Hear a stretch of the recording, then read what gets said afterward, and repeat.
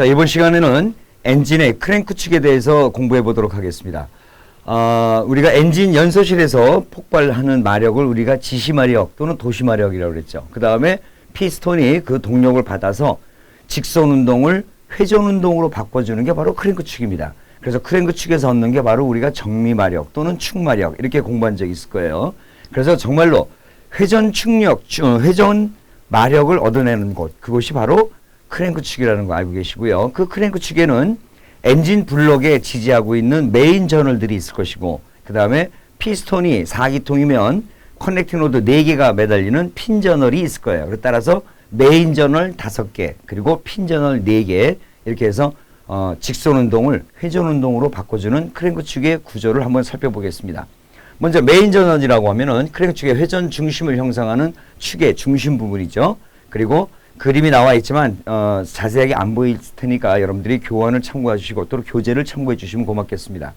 그 다음에 크랭크 핀이라고 하는 것은 커넥팅 로드 대단부와 결합되는 부분이다. 핀 저널을 얘기하는 거예요. 커넥팅 로드가 장착되는 부분. 그래서 메인 저널과 핀 저널에 약간의 거리가 있는데 그 거리가 길면 길수록의 장행정 기관이고 짧으면 짧을수록의 단행정 기관이 되는 것입니다. 그래서 그것을 우리가 암이라고 합니다. 암. 그래서 여기 지금 크랭크 암이 나와 있고, 그 다음에 우리 평형추라고 하는데 밸런스 웨이트라고 하는 것은 뭐냐면은 축은 가운데 있고 어느 한쪽에 핀 저널이 달려 있는데 이 핀 저널에서 동력을 받아서 계속 돌려주는데 힘이 전달되다 보니까 그 힘을 상쇄할 수 있는 밸런스 웨이트가 필요합니다. 균형을 잡아주게, 진동을 주지 못하도록, 진동이 나타나지 않도록. 그래서 그 핀 저널 반대편에 쇠 덩어리를 이만큼 더 붙여놓은 게 있어요. 그래서 그 충격을 흡수할 만큼의 균형추를 다 나오는 거, 이것을 우리가 밸런스 웨이트라고 하는데 크랭크 축의 회전 평형을 유지하기 위해서 크랭크 암에 둔 것입니다. 그래서 전체적인 구조를 보게 되면은 메인 저널, 핀 저널, 그리고 핀 저널과 메인 저널 연결하는 암이 있고 핀 저널의 반대편에는 밸런스 웨이트가 설치되어 있다. 이것이 바로 크랭크 축의 기본 구조가 되겠습니다. 자, 그래서 이 크랭크 축의 구비 조건을 보면은 먼저 정적과 동적 평형이 잡혀 있어야 된다고 합니다. 이 정적 평형이라고 하는 것은 뭐냐면은 상하 진동입니다. 상하. 그러니까 우리가 예를 들어서 요즘에는 보기가 드물지만은 예전에 우리 리어카 같은 거 이렇게 세워놓으면은 바퀴를 쓱 돌리면은 우리가 타이어에서도 나오는 얘기인데 타이어를 돌리면은 그것이 계속 돌다가 어느 한순간에서 정확하게 딱 서야 되는데 쓰는가 싶더니 또 반대로 또 쓰고 또 쓰는가 싶으니 또 반대로 돌고 막 이러죠. 이런 것들이 바로 뭐냐면은 타이어 그 전체에 그 회전하는 물체 전체에 어느 한 부분이 무게가 좀 무겁다든가 전체적으로 균형이 안 맞았을 때 무거운 부분이 항상 중력에 의해서 밑으로 내려오다 보니까 그런 현상이 나타나요. 따라서 이 크랭크 축 자체도 마찬가지로 회전하는 물건이기 때문에 전체적인 축 중심에 대해서 균형이 정확하게 잡혀 있어야 돼요. 그래서 우리가 제조를 하다 보면 약간의 차이가 있는데 그때 밸런스 웨이트의 옆에다가 그때 쇠가 무거운 부분은 조금 깎아내고 해서 밸런스 웨이트에 보면은 이렇게 균형을 맞춰주는 구멍들이 있어요. 쇠를 좀 더 깎는다든가 조금 덜 깎는다든가 해서 회전 중심의 정적, 회전 중심이 전체적으로 맞아야 된다. 동적은 뭐냐면 좌우 진동입니다. 동적, 움직이는 거. 그래서 정적과 동적 평형이 맞춰 있어야 된다. 이것은 우리가 나중에 셰시에서 타이어 공부하실 때 다시 한번 정확하게 수업을 해보도록 하겠습니다.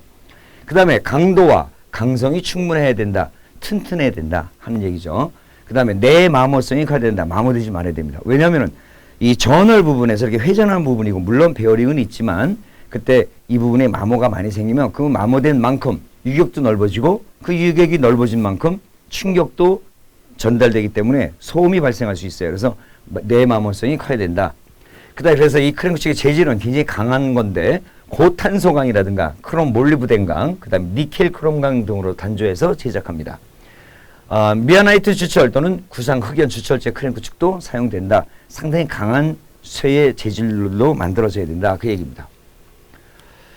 그 다음에 크랭크 축의 형식을 보면은 직렬 4실린더, 그 다음에 직렬 6실린더 뭐 이런 것들이 있는데 지금부터는 여러분들이 조금 복잡한 그 내용을 가지고 수업을 하셔야 되는데 이게 뭐냐면은 직렬형 기관만 가지고 제가 설명을 드리겠습니다. 제 4기통 같은 경우에는 1번과 4번, 그 다음에 2번과 3번이 크랭크 핀의 동일 평면에 있다. 그 다음에 위상차는 180도 따는데 여기 무슨 얘기냐면은 자 보세요. 메인 저널이 이게 축의 중심이에요. 그러면은 양쪽에 저널이 있고 중앙에도 있을 것이고 가운데도 있을 것이에요. 이렇게. 그 다음에 암이 이렇게 올라가고 이렇게 내려가고 여기서 1번, 2번, 3번, 4번 실린더다. 그랬을 때 커넥팅 로드가 이렇게 매달리면은 피스톤이 이렇게 있으면 여기서 1번 실린더와 4번 실린더가 같은 위상차에 있고 2번과 3번이 같은 위상차에 있다. 그래서 축 방향으로 보면은 요건 축을 옆에서 본 거죠. 축 방향으로 보면은 1, 4번이 같이 위에 있고 2, 3번이 밑에 있는데 그 위상차가 180도다 그거예요. 그래서 1번이 내려올 때 1, 4번이 내려올 때 2, 3번이 이렇게 올라가는 형태가 되겠죠. 그래서 1번이 빵 하고 터지면은 그 다음에 우리가 이유탄 실린더는 안 터뜨린다고 그랬죠. 밸런스를 맞추기 위해서. 그래서 1번 실린더가 터지고 나면은 3번 실린더 터지고 4번 실린더 터지고 2번 실린더 터지고 요것은 점화의 순서 방향이 오른쪽으로 예전에 배전기가 전기를 배분할 때 배전기가 오른쪽으로 돌아가면 우수식, 왼쪽으로 돌아가면 좌수식 이렇게 구별을 줬어요. 그래서 점화의 순서에 따라서 우수식과 좌수식이 있는데 이 우수식은 점화 순서가 1, 3, 4, 2가 되는 거고 좌수식은 1, 2, 4, 3이 되는 겁니다. 그래서 이렇게 하나씩 건너뛰어서 하는데 이때 우리가 우수식, 좌수식 그렇게 얘기를 하는 겁니다. 그래서 전체적으로 보면은 180도마다 터진다. 나중에 플라이 휠을 보시면 알겠지만은 한 개 터지고 그 다음에 터지니까 플라이 휠에서도 나중에 기동전동기가 링기어에 맞물려서 힘을 가장 많이 주는 부분에 항상 정해져 있어요. 그래서 두 군데가 마모되는데 그 두 군데도 지금 이 공부를 제대로 해놓으시고 나면은 나중에 플라이 휠 할 때 링기어의 마모 개소가 왜 4기통은 두 군데고 6기통은 세 군데고 하는 것을 여러분들이 아시게 될 겁니다. 그 다음에 조금 전에 우리가 다시 요 6실린더 나왔는데 6실린더는 조금 복잡합니다. 이렇게 보면은. 그래서 6실린더 중앙에서 보면은 이렇게 1, 5, 3, 6, 2, 4 이런 식으로 피스톤의 위치들이 같습니다. 그래서 이 4기통 같은 경우에는 1번과 4번이 같고 2번과 3번이 같아서 이 위상차가 180도였었는데 6기통은 그만큼 120도가 위상차가 되는 겁니다. 전체적으로 평행이 맞죠. 그래서 실질적으로 폭발을 했을 때 피스톤 1번이 빵 하고 터지면 180도가 나와야 다시 3번이 터지는데 그만큼 힘 하나 가지고 실린더 한 개에 터지는 힘을 가지고 180도까지 돌리려니까 좀 시간이 좀 걸리죠. 그러나 6기통 같은 경우에는 1번이 빵 하고 터지면 그 다음에 뭐야? 5번이 터지는데 1, 5, 3, 6이 이제 제가 이렇게 적어놨는데 여기 좀 바뀌었네요.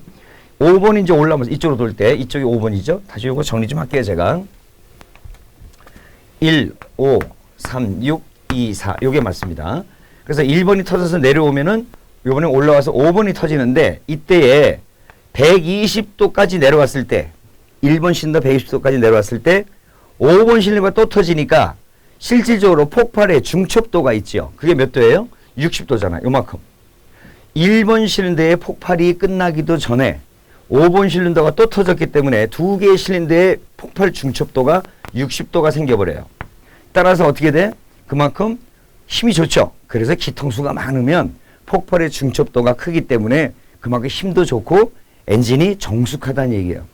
조용한 거예요. 한 개 계속 크랭크축 하나를 갖다가 돌려주기 위해서 한 개 실린더 터지고 그 다음에 또 한 개 실린더 터질 때까지 그대로 돌려주는 것이 아니라 계속 연속적으로 터지다 보니까 이렇게 상태가 상당히 좋습니다. 그래서 우리 예전에 우리 가장 처음 배웠을 때 우리 로터리 엔진 같은 경우 8개 실린더를 로터리 같은 경우 사방 터져서 계속 돌려버리니까 계속 연속적으로 회전이 될 수 있는 그런 장점도 있어요. 그러나 이것은 지금 직렬형 4기통과 6기통 기관의 폭발의 순서를 여러분들이 보시는 겁니다. 그래서 크랭크 축도 그 지금 위상차를 공부하시다 보니까 이런 걸 보는데 1, 5, 3, 6, 2, 4 이렇게 해서 6기통의 점화 순서도 보면은 자 6기통의 점화 순서 우수식 1, 5, 3, 6, 2, 4 좌수식은 1, 4, 2, 6, 3, 5 이렇게 여러분들이 점화 순서까지도 알고 계셔야 됩니다. 4기통은 우수식 요거는 6기통이고 4기통은 우수일 때 1, 3, 4, 2 좌수식은 1, 2, 4, 3. 요 점화 순서를 정확하게 여러분들이 숙지하고 계셔야 된다는 겁니다. 그래서 크랭 구축의 모양이 이렇게 생겨야만이 이 점화 순서에 따라서 원활한 회전을 할 수 있다. 그 역할을 하는 것이 바로 크랭크 축이다 하는 거, 이런 거 기억하고 계시기 바랍니다. 이 얘기가 바로 이 얘기입니다. 지금까지 제가 설명드렸던 것이 바로 이 얘기입니다. 여러분들 한번 교환과 교재를 참고하시기 바랍니다. 자, 그 다음에 점화 순서를 정할 때 고려될 사항이 있습니다. 지금 제가 말씀드렸듯이 1, 3, 4, 2 또는 1, 5, 3, 6, 2, 3 뭐 이렇게 하는데 거기에 따르는 왜 그렇게 되어야 되는지 한번 이유가 있습니다. 동력이 같은 간격으로 발생하도록 한다. 그러니까 4기통 같은 경우에는 같은 간격이라고 하면 어떻게 돼? 180도죠. 180도마다 4개가 터져야 되는 거야. 한 개씩. 그 다음에 6기통은 120도마다 하나씩 터지게 해서 전체 2바퀴 돌았을 때 실린더 6개가 모두 다 터지는 그런 구조. 그 다음에 크랭크 축에 비틀림 진동이 발생하지 않도록 한다. 비틀리건 하는 걸 진동이 발생되지 않으려면 그 위상차들이 다 정확하게 맞아야 된다. 그 얘기예요. 그 다음에 인접한 실린더에 연이어서 폭발하지 않도록 한다. 따라서 이렇게 점화를 다 실린더를 건너뛰게끔 해서 균형을 잡아준 겁니다. 혼합가스가 각 실린더에 동일하게 분배되게 해야 된다. 1번 실린더는 혼합가스가 적게 들어가고 또 다른 실린더는 많게 들어가고 하게 되면은 폭발의 압력이 다 틀리겠죠. 그럼 어떻게 되겠어요? 쿵쾅 쿵쾅 쿵쾅 이렇게 돼요. 그러면 엔진이 막 진동이 막 심하죠. 따라서 각 실린더에 들어가는 혼합기의 양은 동일하게 맞아야 된다 하는 얘기입니다. 다음에 크랭크 축에 비틀림 진동이 발생하는 원인. 진동이 생겨요. 비틀림 진동이. 왜 그러냐? 크랭크 축의 회전력이 클 때 발생한다. 힘이 너무 클 때. 크랭크 축의 회전력이 클 때 이 비틀림 진동이 나타나요. 그 다음에 크랭크 축의 길이가 길수록 점점 그 진동이 크게 나타나겠죠. 짧으면 진동이 없어요. 그래서 길 때 그만큼 동력 자체가 전부 다 정확하게 맞아야 된다. 그 얘기입니다. 그 다음에 강성이 작을수록 진동이 크게 발생한다. 약하니까. 그래서 이렇게 점화 순서를 정할 때와 그 다음에 크랭크 축의 비틀림 진동하는 발생 원인, 요것도 여러분들이 암기하고 계시기 바랍니다. 이해를 하세요. 무조건 암기하려고 하지 마시고요. 자, 그 다음에 크랭크 축의 정비가 나옵니다. 이 크랭크 축의 휨인데 사용하다 보면 아무리 크롬 몰리브덴강이나 뭐 아주 굉장히 강한 그런 금속의 재질로 크랭크 축을 만들었다 하더라도 이상연소라든가 또는 사용상에 있어서 열로 인해서 약간 쉴 때가 있어요. 그래서 이걸 휘었나 안 휘었나 이게 휘게 되면 이제 진동이 발생할 거 아니에요. 그죠? 그래서 점검하는 정비상에서 있는데 그것이 바로 크랭크 축의 휨 점검이 있습니다. 이 휨을 점검할 때 나중에 여러분들이 이제 실기 시험이라는 거 볼 때도 다 보겠지만은 정반이라는 게 있어요. 정반. 새로 만든 평평한 판이에요. 평형이 잡혀져 있는 그 판 위에다가 메인 저널들이 이게 회전하는 물건이기 때문에 그 저널을 받칠 수 있는 게 뭐야? 어떤 회전체 동그란 걸 받치려면 이렇게 V자로 생긴 게 참 좋겠죠. 그죠? 그래서 양쪽에 V블록을 여기다 놓습니다. V블록을 놓고 크랭크 축을 여기다가 놓는 거예요. 이렇게 쫙 놔요. 그래서 얹혀지는 것은 메인 저널이 되겠지. 메인 저널. 그래서 이렇게 5개가 있어요. 메인 저널이. 핀 저널도 있고. 그러니까 핀 저널 이게 회전을 시킬 때 이 핀 저널이 이 정반에 닿지 않을 정도의 높이가 되는 V블록을 갖다 설치해야 되겠죠. 이렇게 해놓고 휨은 뭐야? 이렇게 휘는 거 아니야. 이렇게. 그죠? 그래서 이게 휘지 말고 정확하게 V블록에다 놨을 때 일자로 쫙 맞아야 돼요. 이거 잠깐 지워보고 할게요. 일자로 맞아서 360도 회전을 시켜도 이게 똑바로 돌아가야 된다는 얘기야. 근데 휘어 있으면 안 되는데 요 정가운데 3번 저널이 정가운데가 되겠죠. 여기다가 다이얼 게이지 100분의 1까지 잴 수 있는 다이얼 게이지를 설치합니다. 설치해 놓고 0점을 맞춰 놓고 나중에 실습에 가서 다시 한번 볼 거예요. 이거. 그래서 이론적으로 여러분들 개념만 알고 계세요. 그 다음에 크랭크 축을 한 바퀴를 완전히 돌려요. 한 바퀴 돌리면 이때 휨량이 나오는데 잠깐만 여기서 주의해야 될 사항이 하나 있어요. 이 똑바로 해야 되는 것이 휘었다는 얘기는 어느 한쪽으로 휘었으면 이렇게 휜 거죠. 그죠? 그러나 내가 다이얼 게이지를 처음에 갖다 놓을 때 여기다 이게 휘어서 정확하게 여기다 갖다 놨다고 가정 못 짓잖아요. 육안으로 나타나는 게 아니에요. 엄청 작아요. 그래서 육안으로 나타나지가 않기 때문에 어느 위치인지를 모르고 일단 설치를 했어.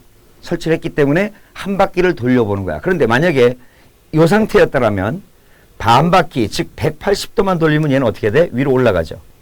그러나 실질적으로 쉰 값은 요 상태 아니에요. 요 상태. 그죠? 요것만 쉰 거야.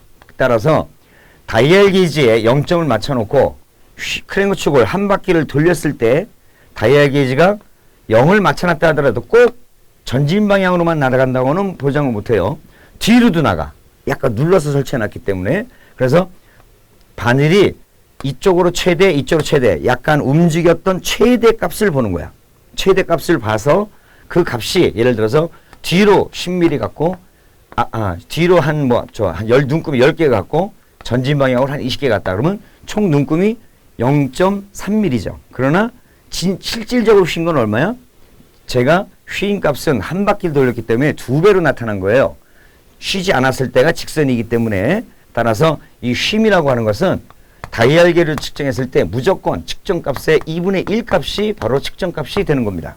따라서 지금 전진 20, 후진 10 갔을 때 총 30개의 눈금이 지나갔다고 한다면은 0.3이었는데 0.3인데 0.15가 측정값이 되는 거예요. 2분의 1 값이니까. 이해하시겠죠? 그래서 쉼이라고 하는 것은 어느 한쪽으로 쉰 걸로 보는 거기 때문에 그 쉼 값에 육안으로 나타나지 못하니까 360도를 돌렸을 때 나타난 다이얼계에 나타난 측정값 총량의 2분의 1 값이다. 이것은 꼭 크랭크 축에만 적용되는 것이 아니고 캠축이라든가 어떤 회전하는 물체에 있어서 쉼을 측정한다고 하면은 반드시 쉼은 측정값의 2분의 1 값이 원래의 쉼 값이다. 이거 알고 계시기 바랍니다. 자, 그래서 지금 보시면은 크랭크 축의 힘을 측정할 때는 V블럭과 다이얼 게이지를 사용하고 다이얼 게이지의 최대값과 최소값, 즉 2분의 1이다. 움직인 양 총의 2분의 1이에요. 그래서 다이얼 게이지 눈금의 2분의 1 값이 곧 쉼 값이다. 요거 정리 잘 하고 계시기 바랍니다. 그래서 쉼 한계는 크랭크 축의 길이가 500mm, 50cm죠. 500mm 이상일 때는 0.05mm이고 500mm 이하일 때는 0.03mm가 한계값이에요. 한계값. 그래서 뭐 이 이내에 있을 때 약간 쉰 것은 프레스로 눌러서 수정한다는데 그런 얘기 다 옛날 얘기고 넘으면 다 교환합니다. 요즘은 다 교환해 버리니까 일단 이론상으로는 한계값이 넘어버리면 크랭크 축은 교환이고 쉼의 규정값은 얼마야? 규정값은 0mm예요. 원래 쉬지 말아야 되는 거야. 그러나 0.05mm까지 쉬었다. 그러면 0.05mm의 그 쉼값 때문에 크랭크 축이 진동이 올 수가 있어요. 그래서 이런 것들은 약간 수정을 해야겠다 싶으면은 프레스로 눌러서 수정도 가능했다. 옛날에는. 그러나 이런 것도 요즘은 다 안 합니다. 그때 규정이 500mm를 기준으로 했을 때 길면 쉼값이 조금 더 크겠죠. 또 작으면 좀 작겠고 따라서 한계값이 이렇게 틀립니다. 이것도 참고적으로 여러분들이 암기하고 계시기 바랍니다. 자, 그 다음에 크랭크 축의 전월 그 방법이 나옵니다. 자, 우리 크랭크 축의 힘까지 했고, 자, 전월 이제 측정하는 방법인데 이걸 우리가 이제 언더사이즈라고 합니다. 언더사이즈. 자, 우리 피스톤하고 실린더하고 움직일 때 우리가 마모에 따르는 우리가 보링에 대해서 공부하셨죠? 그 보링하고 똑같습니다. 이 전월도 회전체이기 때문에 쓰다 보면 자꾸 전월이 작아져요. 이 메인 전월, 또 핀 전월도 마찬가지.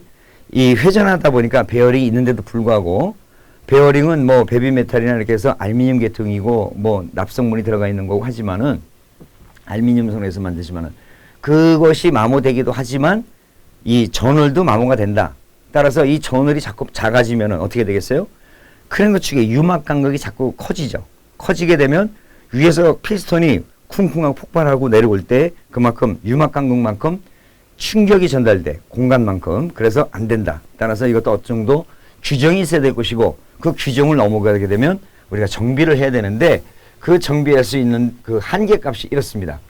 전월의 지름이 50mm, 그러니까 축의 동그란 지름이에요. 그 축의 지름이 50mm 이상의 크랭크 축은 1.5mm 이상 마모되면 안 되는 거예요. 그 다음에 50mm 이하인 경우에는 1.0mm 이상 수정할 경우에는 크랭크 축을 교환해야 된다. 한계를 딱 접어놓은 거야. 그래서 보통 일반적으로 메인 전월은 6차, 즉 이게 0.25씩 변하는데 좀 더 제가 설명드릴 겁니다. 그래서 6차까지 갈 수가 있고 핀 전월은 4차, 0.25씩 곱하기 4하면 1이잖아요. 그래서 4차까지 갈 수 있다. 보통 50mm가 메인 전월은 넘어요. 넘고 핀 전월은 50mm가 안 돼. 그래서 그와 같은 차이가 있는 거니까 요거 참고적으로 알고 계시고요. 지금부터 요거 언더사이즈의 개념에 대해서 한번 공부해 보도록 하겠습니다. 자, 크랭크 축을 축의 방향으로 보면 완전히 진원이죠. 이렇게 진원이고, 그 다음에 추린축을 옆에서 보면은 메인 저널이 이렇게 직사각형으로 보여야 정상입니다. 또 회전할 때 윤활 장치, 그 윤활을 해줘야 되기 때문에 크랭크 축의 중앙에는 오일 구멍이 이렇게 있어요. 그래서 이 비산 압송식이라고 해서 오일 펌프를 이용해서 오일을 엔진 각부 윤활부에다가 공급을 해주는데, 이때에 크랭크 축에도 한쪽은 블록이고, 그죠? 그 다음에 한쪽은 크랭케이션에서 전을 캡을 씌워가지고 어떤 지지를 해줘야 되는 거 아니에요. 회전하는 물건의 지지. 그래서 메인 저널이에요. 근데 이게 사용하다 보면 마모가 된다 그랬잖아. 그래서 이 마모된 게 이 지름 자체가 조금 아까 우리 한계를 잡았듯이 50mm를 기준했을 때 이상과 이하를 기준을 잡아줬어요. 가령 예를 들어서 규정을 한번 보자고요. 여기 57mm짜리 스탠다드 저널이 57mm였다고 생각을 해보자고요. 그런데 이걸 측정할 수 있는 공구가 외측 마이크로미터 또는 100분의 1까지 잴 수 있는 외측 버니어 캘리퍼스로도 잴 수가 있어요. 그래서 이렇게 마이크로미터로 재는데, 마이크로미터로 잴 때에 어느 한쪽만 딱 재가지고 이쪽이 가장 작다, 많이 마모가 됐다라고 단정 못 짓죠. 따라서 한 번, 두 번, 세 군데 이렇게 재고, 그 세 군데 재는 것을 옆에서 봤을 때 이쪽 부위를 한 번, 두 번, 세 번을 재고 이쪽 부위도 한 번, 두 번, 세 번을 재야 돼. 왜? 이렇게 봤을 때 보면은 편마모가 되죠. 편마모. 예를 들어 한쪽만 이렇게 마모되는 이런 걸 보고 우리가 편마모라고 그래요. 치우쳤다 이거야. 치우치는 마모가 있을 수도 있고, 이때의 가장 작은 값은 어디야? 바로 요 값이죠. 여기보다는 요 값이 작잖아요. 그죠? 그래서 요걸 찾아내는 거야. 그리고 이렇게 봤을 때, 옆에서 봤을 때 우리가 테이퍼라는 게 있어요. 테이퍼. 이렇게 한쪽은 넓고 한쪽은 작은 걸 갖다가 우리는 테이퍼라고 그래요. 그래서 이렇게 메인 저널도 테이퍼 마모가 될 수도 있다. 한쪽만 이렇게 약간 더 많이 마모가 될 수가 있다. 그래서 이쪽만 재는 것이 아니라 이쪽도 재봐야 돼. 그래서 이쪽에서 세 번, 이쪽에서 세 번 돌아가면서, 그러면 총 몇 군데를 재는 거예요? 6군데를 재는 거잖아요. 그죠?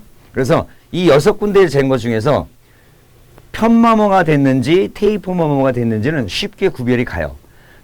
편마모는 하나, 둘, 세 군데만 재보면 이 값들이 다 어떻게 나와야 돼? 똑같이 나와야 돼. 그러나 틀리게 나오면 그게 바로 뭐예요? 편마모가 된 거죠. 짱구로 마모가 됐다는 거야. 그 다음에 이렇게 봤을 때 이쪽 재보고 이쪽 재봐가지고 값이 똑같이 나와야 되는데 값이 틀리다 이러면 그것은 곧 테이프 마모가 됐다는 거죠. 그죠? 그러나 그런 경우가 없어야 되는 거예요. 그래서 이렇게 돌려가면서 세 번을 측정하고 이동해서 또 한 번 세 번 측정하고 이렇게 했을 때 가장 작은 값을 기준으로 했을 때 이게 얼마나 많이 마모가 됐냐, 이걸 찾아내는 거예요. 그래서 그 가장 적게 작아진 그 지름을 기준으로 해서 우리가 보링할 때 실린더를 깎아내듯이 기계로 얘를 또 깎아내요. 그래서 보자고요.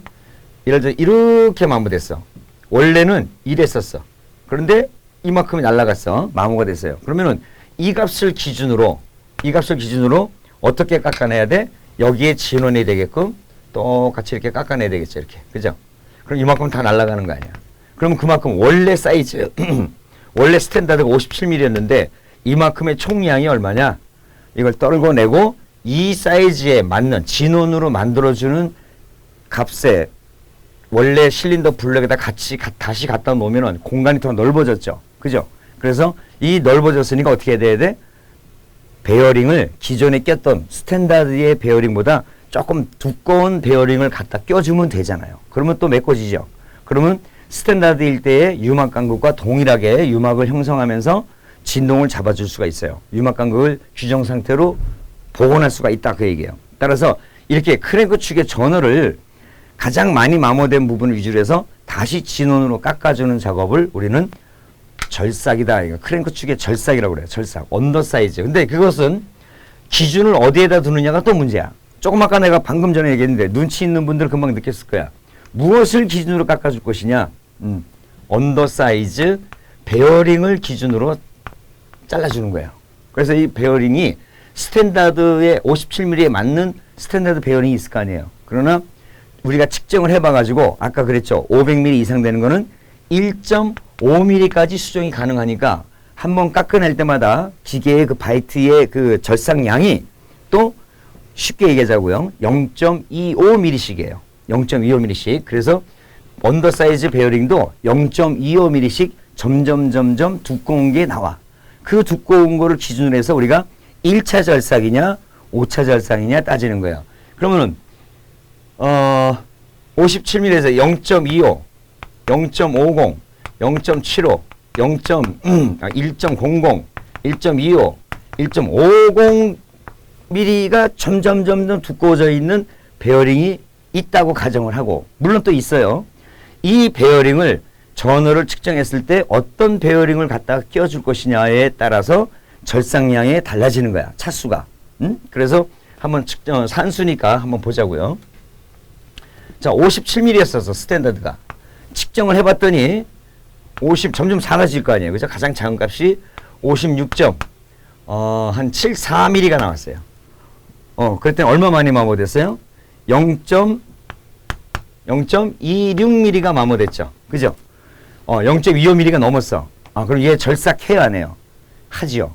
절삭해야 돼. 그러면 여기다가, 이만큼 많이 마모됐으니까 0.25가 넘었으면은 절삭을 하는데, 마이너스 0.2 절삭량을 더하는 거야. 여기다 마이너스 0.1을 빼줘, 이제. 여기다가. 이거 점점 작아지는 사이즈니까 빼줘야 되겠죠? 그러면 56.54mm의 전월이 형성이 돼. 전월이. 근데 여기에 맞는 베어링이 있어요, 없어요? 없어요. 천상 얼마큼 더 두꺼워진 베어링을 껴야 되냐면 스탠다드보다 0.25씩 변화되니까 0.50mm가 더 두꺼운 언더사이즈 베어링을 껴주면 돼. 근데 이걸 껴주려면 얼마가 좀 남아? 요 0.04mm만큼 더 두껍죠. 얘를 조금 더 깎아주는 거야. 그래서 이렇게 나오면 이 자동차의 메인 전원은 56.50mm가 되게끔 절삭을 해줘야 돼요. 이렇게 절삭을 하고 스탠다드보다 0.50mm가 더 두꺼운 언더사이즈 베어링을 갖다 껴주면 스탠다드 57mm 전원일 때에 여기에 맞는 스탠다드 베어링 껴져 있던 것과 동일한 모양으로 되는 겁니다. 이해하시겠어요? 그래서 크랭크 축 정비해서 여러분들이 굉장히 뭐 어렵게 생각하고 이런 분들이 계시는데 산수잖아, 산수. 다시 한번 해볼게요. 자, 스탠다드 57mm 전원인데 측정값이 56.24mm가 나왔대요. 몇 차 절삭이냐? 이렇게 나온다고. 몇 차 절삭이냐? 그러면 마이너스 0.2 그러면은 56.04mm. 그러면 천상 이 전월은 얼마로 만들어줘야 돼? 56.00 사이즈로 절삭을 해줘야 돼. 조금 더 깎아서 이걸로 만들고 그 다음에 1.00mm가 더 두꺼운 베어링을 갖다 껴주면 되지. 이거 몇 차예요 그러면? 0.25씩 4차죠. 4차 절삭이에요. 4차 절삭. 4차 절삭 후 언더사이즈 베어링 교환. 이해하시죠? 자, 이렇게 하는 것이 바로 크랭크 축의 절삭, 언더사이즈 베어링을 갖다 끼워주고 절삭하는 요령입니다. 여러분들 문제를 풀어보시면서도 한번 이해하시기 바랍니다. 이해가 안 가시면 제가 지금 설명한 거 다시 한번 리와인드해서 살펴보시고 이해해 주시기 바랍니다. 자, 이렇게 했을 때 지금 메인 전원 같은 경우는 제가 스탠다드를 57mm로 잡았으니까 이거는 6차까지 절삭이 가능하죠. 그러나 핀 전원은 통상 한 45mm 정도밖에 안 돼요. 그러니까 50mm가 안 되잖아. 따라서 얘는 4차 절삭밖에 안 된다. 그러니까 얘는 만약에 여기 4차면 얼마야? 1mm죠. 1mm 빼면 얼마야? 44mm. 측정값이 예를 들어서 측정값이 44점 뭐 한 17mm가 나왔다. 17mm 나왔다. 몇 차 절삭? 여기다 마이너스 0.2 하게 되면은 43.97mm가 나오죠. 넘었어. 여기 맞는 베어링 있어 없어? 없어요. 천상 이건 뭘로 만들어? 43.75짜리로 만들어야 되는데 이렇게 되면은 5차가 되잖아요. 5차가. 그죠? 그러나 50mm 이하짜리는 4차까지밖에 못 한다고 했기 때문에 얘는 넘었으니까 이 크랭크 축은 어떻게 돼야 돼? 절삭 작업을 하는 게 아니라 폐기하고 다시 새 걸로 구해서 써야 돼. 이해하시겠죠? 메인 전원도 마찬가지. 6차가 넘어가 버리면은 그건 너무 작아서 나중에 폭발 압력으로 인해서 또 파손이 될 우려가 있어요. 그래서 한계를 잡아준 거야. 그래서 50mm 이상은 6차, 50mm 이하는 4차. 그리고 무엇을 근거로 우리가 절삭을 해준다고요? 언더사이즈 베어링. 우리가 보링할 때 실린더는 오버사이즈 피스톤 0.25mm씩 점점 커지는 오버사이즈 피스톤을 위주로 해서 보링을 했잖아요. 그죠? 이 언더사이즈는 0.25씩 점점 두꺼워지는 베어링을 기준으로 해서 절삭을 해주는 겁니다. 이것이 바로 크랭크 축의 언더사이즈 절삭 작업입니다. 됐죠? 그래서 그 얘기가 바로 이 얘기입니다. 지금 제가 말씀드린 게 요거고 한번 읽어보시기 바랍니다.